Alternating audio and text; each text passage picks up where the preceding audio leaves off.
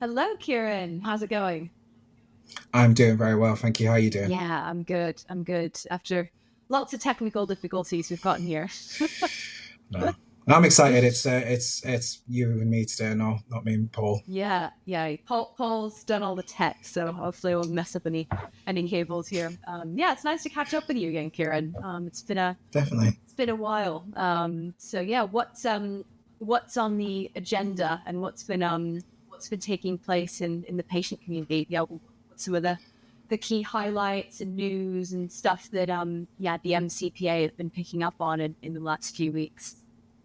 Definitely. I think there's been one thing that I'm personally very aware of that happened that did kind of cause a bit of a stir in the patient community as a whole. I mean, really kind of got out there to everyone. Was a flyer that was sent round the neighbourhood by South Wales Police. In which it stated very boldly on the top, cannabis is still illegal. So that got the patient community in a bit of an uproar. So that's definitely one thing that's happened Yeah, recently. I saw that. I think Medbud tweeted about it. That's where I saw it initially, and I was Yeah, yeah, it's just crazy that stuff still like this happens. Like cannabis is still illegal. If you smell cannabis, report it. Like what what is going on? And I think there was something about like um if it's associated with any crimes or like I don't know, the wording of it yeah. was just bizarre and so jarring. There was some of the issues that I picked up on was it said if you possess cannabis are close to youth premises or cannabis smoke emanating from premises is have an environmental antisocial behavior effect for nearby residents, and action will be taken. So it was just this immediate, if you have cannabis, despite the circumstances, despite the context, despite your potential legal possession of that controlled substance, it was just straight away cannabis is illegal. It's the drug itself that is to be demonized, really. Yeah, it just bizarre. Like once again, I mean, like Paul and I talk about this loads on the industry show. Like so much of the negative news that you see in the mainstream media around cannabis and drug policy generally, like it's all just rooted in stigma and fear around cannabis. Like when you actually Yeah, break it down, it's like okay, like what's the story here? Like you don't see an issue definitely. in it, and you can see with that flyer, it's all just comes down to oh yeah, if you're in possession of cannabis and you're close to a school or like to child premises, like that is dangerous. It's like, okay, why? Like, are there any, is It there, immediately yeah, gives that fear of danger, doesn't it? yeah, When you bring kids and youth into it, and it's just like, yeah, it's like you say, it's the media. It'll just be, even this morning, I think on the BBC, I saw a an article and a story about vaping with cannabis, and even my dad sent it to me, and it was about additives that can be added into some of these illicit vapes, these sedatives and stuff like that. But again, they paint cannabis still as quite this very harmful, dangerous. Here's all the symptoms you might experience if you're caught taking cannabis. Yeah, it's still very very harmful and very isolating, I think, to the yeah.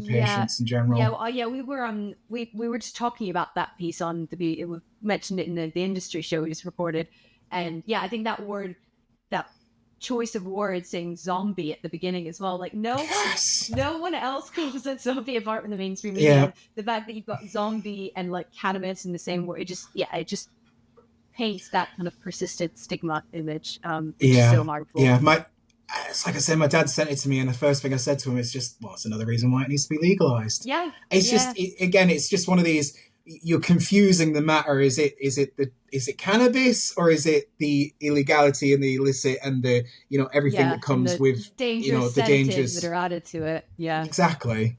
yeah. No, I couldn't agree more. But yeah, So we were we've already gotten sidetracked. But yeah, we were yeah, talking about the South Wales police and yeah, harmful flyer they were handing out, trying to basically just decrease the amount of awareness that the minuscule awareness that we have in the UK already about cannabis, and just paying even more misinformation and confusion to people. Definitely. So I reached out to the IOPC. I'm sure I'm not the only one that and put in a complaint just about the concerns that I had for it. Amazingly, I think it was not even a week, 2 weeks later, I got a response from somebody there, a PC there, saying, the kind of apologies for the stress and the concerns that it's caused you. And better so was they said the issues with the content and the accuracy of the information have been addressed and it's been fed back to the team, and it just immediately opens the door for, okay, you need education then. But yeah, it's great to see them come back, and I believe they will have done the same for everybody else that made that complaint. But I think it immediately kind of gave the community this like reassurance that, okay, there are consequences, there is some sort of accountability when it comes to discriminating against an entire disabled, vulnerable community, because we just, I think, came together, and I think they must have had a bit of a shock in the office, and that's what's happened. Yeah, definitely. It's like you would hope they've realized, okay, wow, yeah, medical cannabis is legal in the UK, and it's legal for patients with a whole range of different conditions that are chronic, and that they're taking cannabis to help alleviate that pain and those symptoms. And yeah, we're like actively just distributing against disabled people through the misinformation that we're spreading. So yeah, you'd hope they'd be like, okay, there's some lessons to be learned here, but just a bit of a shame that Absolutely. they didn't do their research and engagement with the community before they just spread all this harmful information. Exactly. It's the aftermath that's the most concerning. It's at the end of the day, they can't turn back time. I think they need to learn from it, and that's why I suggested to them and offered them training from some pharmacies and clinics and stuff like that. But I think I asked them specifically in my response. I was very happy to hear what they'd said, but how are you going to combat this now that it's out there in the public? Right. I don't suppose you're going to be knocking on the doors and telling them, sorry, we may have got something wrong here. So it's how do we combat what's already been spread, that misinformation and the stigma that's going to be, of course. Yeah, and have you heard back about that, or have you just received the apology so far? It's been passed on to their offices. The clinic I've offered their time has worked with a number of different. It's well documented. It's Integro and IPS, but they've been doing this training with doctors and patients and pharmacy experts across the country in different forces, and it's something that we've been trying to push for just more education from doctors, specifically from patients and the MCPA. That's what we're doing.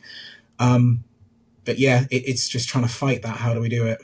Yeah, it's like you kind of only have like one shot with this kind of awareness raising stuff as well, and once they've spread this really harmful misinformation, like they could have used it as such a cool opportunity to engage the local community about the fact that medical cannabis is legal, and be like, and hand out flyers around like, this is how you can figure out whether it's legal medical cannabis use, or just illicit cannabis activity. Like there could be a checklist of things to of ways people can become educated on it. So it's just a shame about. But the idea that you can be criminalized for consuming cannabis in your own home, sort of thing, is that idea of when it says cannabis smoke emanating from premises is have an environmental antisocial effect on nearby residents. So what's happening? Is smoke going into the next door neighbor's house and they're becoming antisocial now? Because some of it is absolutely ridiculous. Or something. It is ridiculous. But yeah, I had a real good think about it, and I've just come up with some different points of what I think would be the best tactics or approach for patients to go about, patient organizations, combating this stigma and this misinformation. So yeah, you're happy to, I can go through them. Yeah, let's go through it. So it's 5 points. So I put it's education, so specifically with the public and healthcare professionals. I think it's an open dialogue. I think through testimonials, through patients getting their voice out there, saying that I'm here, this is working for me, and you can't deny it, kind of thing. And also just kind of breaking down the stigma by just kind of representing yourself as this everyday person, as just, yes, I consume cannabis, but there's also a multitude of other things that I do. And it would be the promotion of accurate information, so such as this, when misinformation's been spread, it's kind of correcting that, ensuring that next time it's not done again. The fourth point would be critical thinking and empathy. So I think it's challenging people, is asking questions, is, why do you think that? Why do you think it's so harmful? Why do you think that it's causing all this antisocial behavior? Where do you think that's really coming from? It's like what we say with the BBC. It's like, where's that actual harm coming from? Is it the cannabis itself, or is it everything surrounding it?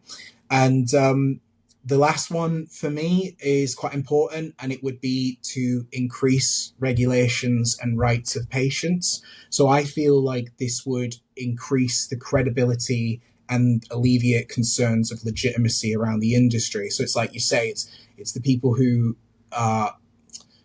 know that it can be dangerous, but don't know that there is a much safer option out there for patients and for people that, want to use cannabis for the benefit of their health, but are too scared because they think it's just a scam. Yeah. Well, I mean, that's the most harmful thing about that flyer that was handed out. There's no mention of the fact that medical cannabis is illegal in the UK. And it's like, maybe the fact that you're, smelling cannabis and seeing an increasing number of people using it is because, it's been illegal for 5.5 years. And there are thousands, tens of thousands of patients across the UK. So maybe, it's a result of that, who would have thought? Yeah. But those are all really, really good points. And I guess it all ties in really nicely to the Normalize It campaign that you guys are doing at the MCPA. And if anything, this is a really good case study as to why this sort of initiative and campaign is really important. Yeah. So you guys kind of tying all of that in. How was the how's the campaign coming along? It's great. I think it's difficult to get people to be open about cannabis in general. There are some people that are, I shouldn't say it, but coming out, and finally being expressive about the fact that they are delighted that their lives may have been saved by cannabis and that they want to share it as much as possible. Whereas there's people that are still very fearful of this stigma around it. So it's hard to get people to come out and say what the benefit is to them. But it is going great. It is great to hear all these different stories. I think it just, when we've presented it to the industry before, it's really had that powerful effect of, well, you can't ignore us. We do exist. This is not just us saying it. This is a multitude of other people saying the same thing. So it's going great. We just need more patients that are willing to step out of their comfort zone and really say how this is benefiting them. Yeah, it all comes down to like human interest and like those human interest stories. Like even when it, from any point of view, from like the mainstream media picking up on it, like real stories, that's what makes a difference. And I've always thought like a campaign where you've got just a multitude of different people that are all medical cannabis patients. And it's like, I'm a teacher, I'm a lawyer, I'm, a mom of 3, all of these different, just regular people in society that you're like, these are all medical cannabis patients. And, all hell hasn't broken loose and they're, actively contributing to society, their quality of life's improved. We're no longer a drain on society as well. That's another big thing that I try to put out to people. You're not costing the NHS X amount of pounds a year. I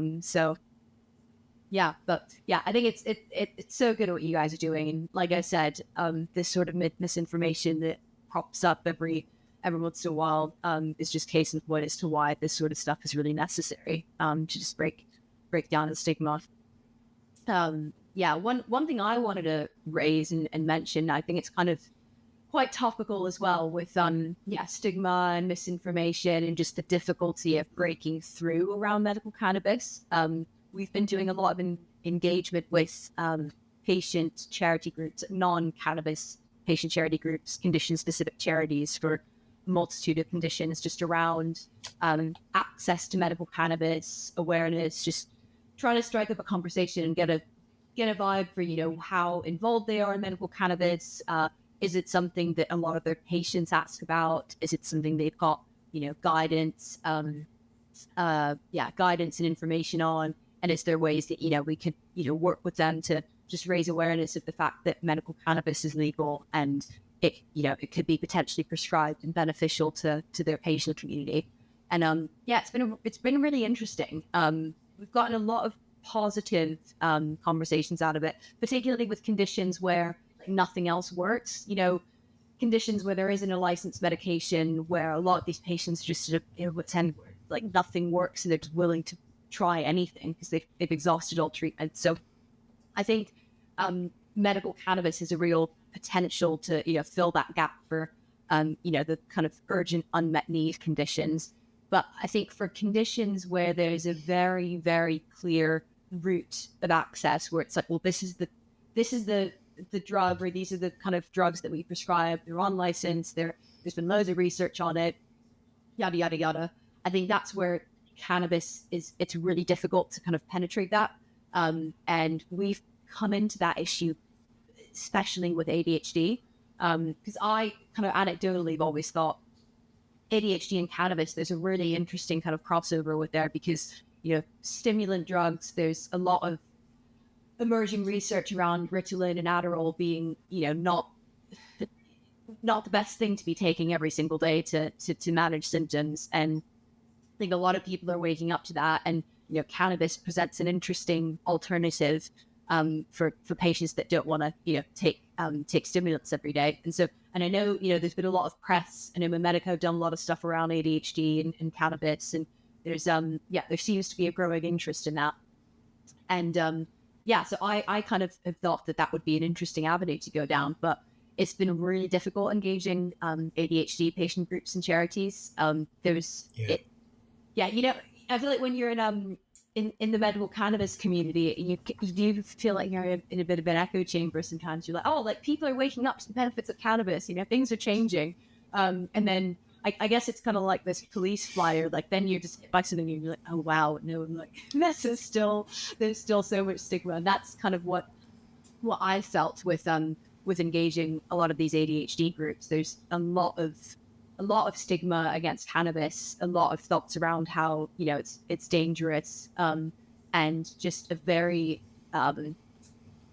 just a lot of dedication and admiration towards like stimulants and the effects they have. I thought it was interesting, and I wanted to bring it up on this podcast because I'd love to hear from the patient community, you know, from the MCPA and other patients around ADHD, and if they are prescribed it for ADHD, what sorts of benefits they're experiencing. And I guess, like, if you're a patient of ADHD or from a certain condition group, I guess you're kind of in between the medical cannabis community and just like the wider patient community of that condition.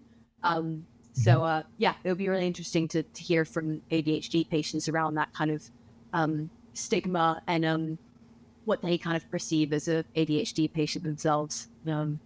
Just a bit of a ramble, but it's I found it so incredibly frustrating, the kind of the engagement that I've received from them. So it definitely relates, because I think it's one of those, like you say, it's combating that stigma and misinformation that might already be out there with some of these organizations. And of course, you know, I think ADHD, while I'll be careful because I've not personally been diagnosed with ADHD, and there are a number of other patients that I've spoken to in the community, and that's why I think these meetings that we hold every week, these vape and chills, these just patient meetings to get together, are so powerful, because it allows people to come and have that conversation safely. They're not doing it in such a public manner as obviously we want them to. We want them to like I say, come out of the shell and step out and tell others of how it's benefiting to them. But in this way, they can do it in a bit more of a private setting between them and other patients, where they can share that experience safely around other people that haven't got that same stigma or misconception as in the public. But from the conversations I've had, it seems to me that it's like, because I don't personally believe that I have ADHD, some of the terpenes, the different parts of cannabis may affect me very differently to somebody in our group that has ADHD. So whereas I'll say something is very calming for me and very soothing for me, they'll say, well, that sends my ADHD into overdrive. But there'll be something that works poorly for me with my symptoms that will work great for theirs. And I think it's just understanding that, okay, that cannabis as a whole is something that you have to navigate and have a journey to come through and understand the specific, terpenes and that affect your symptoms. But as a whole, it can be beneficial to that condition, I believe, when understood properly. And it's just combating that information that's already out there that paints cannabis as this entire harmful drug, as opposed to something that you need to navigate and understand first. Yeah. There's so many different components to cannabis as well. Like, you think about all the different conditions it can be used to treat, and I think it's really important to highlight, the average, member of the general public would think, oh, well, it can't possibly treat all of those things because these conditions have such different symptoms. But cannabis has such a multitude of different compounds and, terpenes, flavonoids, the THC and CBD balances can be so different. And so the formulation and the end product can have such a different impact on each patient. Plus, all of our endocannabinoid systems are so unique, and what works for one person might not work for another. But with that open dialogue where we can have those patients, express to other people with ADHD that it is working for them, and they can trust somebody that also has that same symptoms, the same condition as them.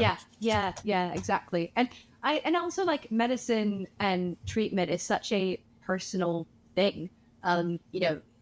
Just because cannabis can be used to treat ADHD symptoms doesn't mean that every ADHD patient will find it beneficial. Just not every ADHD patient likes to take stimulants. It's such a balance, and it's okay, cool. Well, you've exhausted all treatment options. Maybe try cannabis. It might help your symptoms. It might not, and that's okay. Not every single person needs to be a medical cannabis patient, but it's about raising awareness and talking about the fact that it could be beneficial. And I think with that uniqueness of treatment, I think there just needs to be a bit more respect and understanding that, okay, yeah, cannabis might not work for you, but it does work for me. And that's why I take it and use it to manage my symptoms. I think there's just a lot of unlearning and relearning that still needs to take place amongst the British public. Yeah, it's these sorts of interactions are frustrating, but I think really important, because I think otherwise you can get kind of carried away that things are improving massively, and there's awareness that's growing and stigma that's decreasing. I think it's important to kind of keep all of that in check with reality. And I think things are improving, but there is still a lot of work to be done. Yeah, absolutely. I think I think most importantly, to see progress, I would like to see more research done. I'd like to see more, that accurate information and that critical thinking that is only an education that's only done with more resources, with more evidence to back it up with. And unfortunately, while this stigma and this kind of social misconception still exists, it's just difficult to get others to persist with those resources. Yeah, I couldn't agree more. I mean, from all the doctors I've spoken to for the known unknowns report we did, and from speaking to all these external stakeholders that aren't directly in the medical cannabis industry, literally probably the most often mentioned thing is the fact that we just need more evidence. And yeah, it's completely true. And I guess to our benefit, or what kind of a good kind of counter argument is the fact that even though medical cannabis has been used for centuries, it's the oldest medicine. Modern day research hasn't actually been taking place for that long because of prohibition. So I think we are conducting more research, and we are seeing more studies come out, but yeah, we just we can't get complacent. And while we don't have the money, I think that's where these campaigns like Normalize It and that come in. It might not be scientific backed up sort of research, but it's anecdotal. It's still powerful. It's still, from a patient's perspective. Yeah, definitely. And I think the key is with because I've seen a lot of studies coming out recently around kind of recreational legalization and looking also at all sorts of markers of quality of life, alcohol consumption, basically all this research to suggest, if you legalize cannabis recreationally, things are fine. We don't have increased rates of psychosis. Like mental health hospitals are taking admissions through the roof. Like things are fine. I think that research is really really important. But I would say we shouldn't become we should kind of leave medical cannabis behind just because recreational is legalized, because I think that's a big argument in the States and in Canada. It's like, okay, once recreational is legalized, everyone kind of forgets about medical. And I think it's really important that doesn't happen, because there's a place for both. And if we want to normalize medical cannabis prescribing for patients to actively seek it out, doctors to be more willing to prescribe it, we need to do that, clinical research and kind of in-depth medical research. Yeah, absolutely. There'll always be people like me that, are cannabis naive and will need, some guidance in going into it. Yeah. I think we just can't become complacent as a community. We're at a point now where we can call something out and say, hey, look, this isn't right. We're in a position of legality now that we can fight for our rights and our and combat and challenge this stigma and misconceptions coming from a place of there's just nothing to stop us now, is there? I just think the law is literally behind you. Yeah. Like you should exactly. follow the law. Yeah, absolutely. There's no reason to be ashamed, and I think that's precisely what about these patient perspectives are. It's just showing that we no longer need to hide from the public, from healthcare professionals, from these organizations. We are open to the fact that this is benefiting our needs. Yeah, 100%. I think the work that you guys are doing is so good around just raising awareness and trying to engage with all these groups. I think these third party groups, including the police, who just clearly aren't up to date on the laws that they should be enforcing, is super important. Was there any other news or business that you wanted to raise that's come up in the patient community or on the recent industry Q&A? Yeah, I think very briefly, it's just to follow on from Paul and I's conversation last time regarding regarding patient ID cards, medical ID cards, cannabis cards. We recently had Graham, the new COO from Relief, attend our industry meeting at the MCPA, our webinar Q&A that we hold every month with the industry. And I quote, he said, if you really think as an organization we should stop giving out the card as it's or patients she's not giving out the card and it's causing problems for patients as a whole, or confusion for patients as a whole, then let us know and we can stop that card. Now, I know that's not in writing or anything like that, but personally I see that as kind of just more of the patients having their say. I ended it with, sure. I think we should have the patient consensus in all of this. I think it's great that we're having this open dialogue, and the only way that we can move forward is by having that open dialogue. They're never, nobody's ever going to know what the patient's thinking until we have our voice out there, really. So it was just great to see, and I just thought it was good follow on from last time we spoke. Yeah, that's super positive, and it just shows the power of doing those industry Q&As. Like, I think it's so great that you guys are just bringing together members of the industry and the patient community to just openly ask questions and have that positive dialogue. Because, I think like Twitter and just forums like that can get messy, and it's just not a very nice way of communicating. So just having face-to-face or video call dialogue is great. And it's nice to see that feedback is potentially going to be brought on board. And you raise a good point. It's just you'll never know what the patient thinks unless you just actively engage with them and see what they think. Because I can see from the outside looking in, like, oh, a medical cannabis card to demonstrate the fact that you have a prescription and have all this handy data and a QR code. It from the outside looking in, if you didn't understand much about medical cannabis, you could think, oh, that's a good idea. That sounds really useful. But yeah, there's obviously all these, like you whole spoke about. There's all these. I just think it it comes back to, this is we're in the right now. We have the law behind us. We have a prescription behind us. I don't want anything personally that devalues that or takes away from that right that we already have. Yeah, exactly. Yeah, unless it's like a government card, like it's a government ID. It just comes down to consensus. I think it's what the patients need, and they know what they want. That